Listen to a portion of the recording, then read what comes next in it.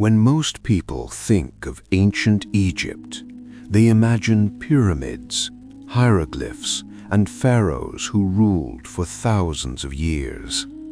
But few are told this: Egypt was once ruled by black African kings. Not briefly, not symbolically.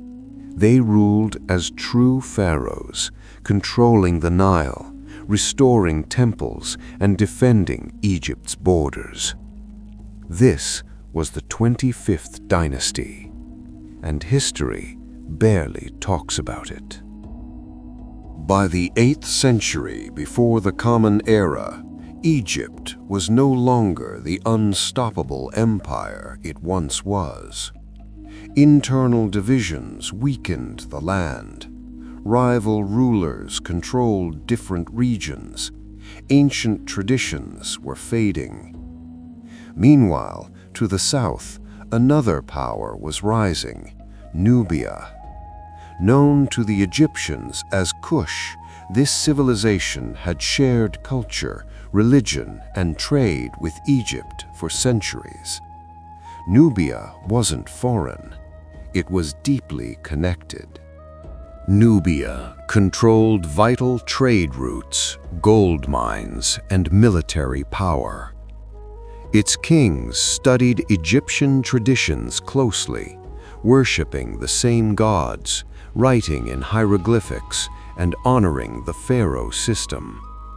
When Egypt weakened, Nubia didn't invade as outsiders. They stepped in as restorers. Around 750 before Common Era, Nubian kings marched north. One by one, Egyptian cities submitted. Memphis fell. The Nile united again.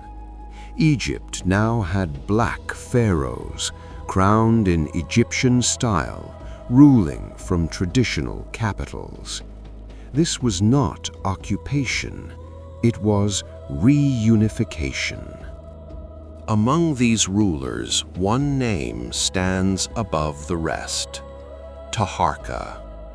He ruled during a golden age of the dynasty. Taharqa restored temples across Egypt. He reinforced ancient rituals. He defended the empire against Assyrian invasions. Statues of him were carved in classic Egyptian style because he was recognized as a legitimate pharaoh.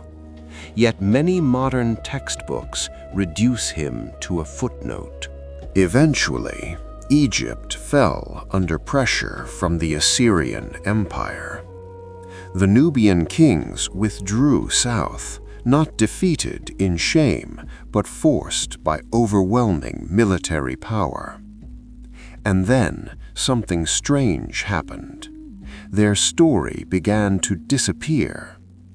Later historians framed Egypt as separate from Africa. Nubia was minimized. The black pharaohs became inconvenient. For centuries, Egypt was studied through a European lens.